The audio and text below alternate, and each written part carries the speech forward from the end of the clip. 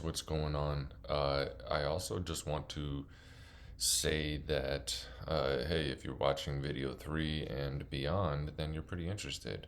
I think that even after video two, if you're pretty jazzed up, I think this is definitely for you. Um, what I want to go through here is just a little bit about maybe some shoulder impingement, frozen shoulder, shoulder issues. Okay, so here is your humerus. Here is the opposing joint here. We'll just call it the glenoid socket or whatever you want to call it in here somewhere. Okay, and this obviously is your scapula, and I just chuck the line straight down there. But you guys get what I'm coming at. Okay, so especially if you have some issues here. Okay, I think it's called a labrum. I'm not sure. Uh, ring of cartilage that lines the edge of certain joints, such as the shoulder. Okay, and hip joint. So labrum, there's a shoulder and a hip joint here. So actually, let's just look at this here. Okay. So essentially, the labrum here, the glenoid fossa and the bicep, yeah, like this is essentially what I have, but it's flipped. Okay, and so actually, this is pretty not too bad here. Biceps tendon, yeah, absolutely. So all of this is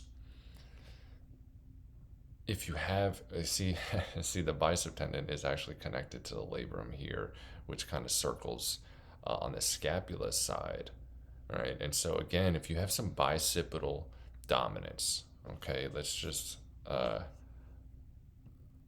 let's just look up what that force dominance or what it's. I'm looking for the right word. Hold on. Yes. Tendinopathy. It's kind of like head forward posture, but it's for shoulders. Anyway, so when you have these tears in here, essentially all of this in here is just an extension of fascia and skeletal muscle that extends from the heart. And so if you have a tear here, it doesn't matter whether it's here or like in the mid muscle here, right? Or even if it's in like the bicep muscle, like down here or here, doesn't matter. Same thing. Body can repair itself. Absolutely, it will. Now, if you're having issues, in your rotator cuff, right, holding the joint in, again, that's just fascial tension, okay? And so if we just go back up to here, right, from our first video, you're going to get that even fascial tension. And so this is the organs, right, musculature, skeletal muscle, and then, whatever else is held within the matrix, okay? So things grow within the matrix.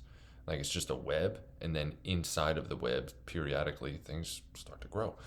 That's the divine providence, right? That's the divine um, growth prime, is essentially what I call growth prime.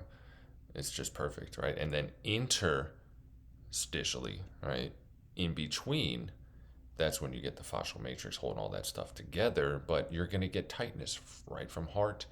Your all of your organs, guys. I mean, your organs are literally, let's just look at the brain. That's just a fat. It's just a big, fat deposit, right?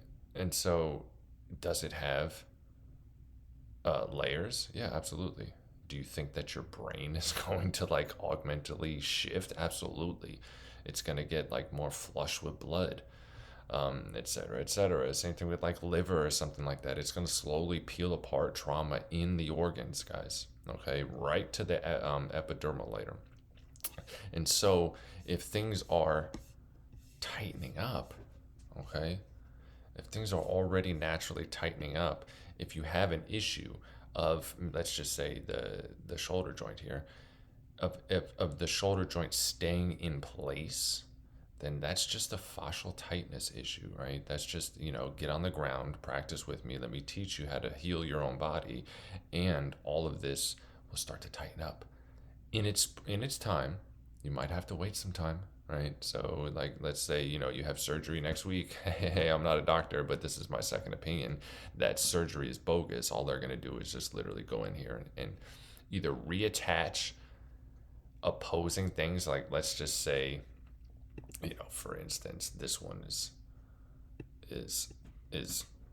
well, obviously it's just disappeared, right? And so again, they're gonna do is just reattach like the frayed end of one to like this one over here, you know what I'm saying, and maybe hope that it just fills in, because that's essentially what your body's gonna do, because the matrix here is actually perfect. And I'm talking about regeneration. So within the actual matrix, once that starts to tighten up, then you're going to get things inside of the matrix tightening up. And if that thing isn't there, I have a hypothesis that it's just going to start to grow back if it's really necessary.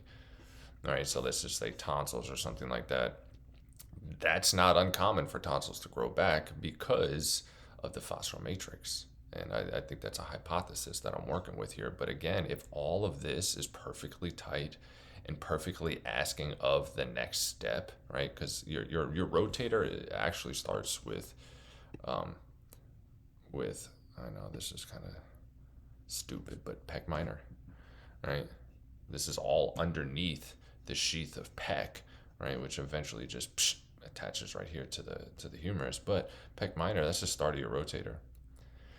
And so again, if things are flowing from the heart perfectly, why don't you think that it's going to perfectly align? And if the thing that it's trying to align isn't there, then it's going to create that thing. Guys, I mean, I cannot stress this enough to you that I truly think that regeneration is within our time frame. Within our time frame, especially if your fascial matrix is like prime time from heart to here. And then let's just say you have an accident or something like that, you lose a limb, bam, psh, oh, limb is gone, right? But because you're already in that tightness, I honestly think that it's going to start to grow back slowly. You might not see it. It just depends on the timelines of each soul, right? So certain high vibrational timelines who are already like, yeah, quantum healing, I have control over my own health. I have influence over my own health. Screw this shit. Like, I'm going to regenerate my own limb. If they're already open to it, I honestly think that Soma is going to give it to them. It's just going to be a natural byproduct because it naturally it and here's the thing, everything's connected. It's really hard to explain, guys, but everything is so connected here that if something is missing out here, but it's still here, it's going to show up here. Does that make sense? That's like the best way I can kind of put that. And so again, here, if you're having issues here, Rhythm Reset is going to tighten up the joint, right? But if you have any frayedness or type of twisting or tearing or anything like that, that's going to come online too. But you're talking, 3 to 6 months down the line, which is really important to not wait until you're at, death's door of surgery before you make this decision, right? To get on the journey. Okay. And so getting on the journey really entails everything we were talking about, like over here, minus this stuff. This is actually not a part of that. or this stuff. That's just like extra stuff.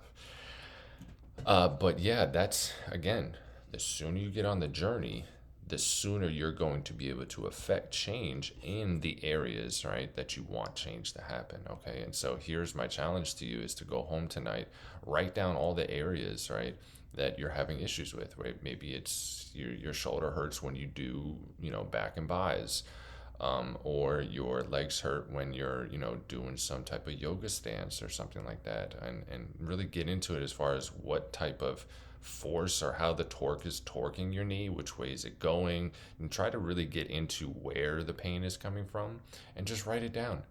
And then know that once you get onto the journey, all of that is eventually going to alleviate and dissipate.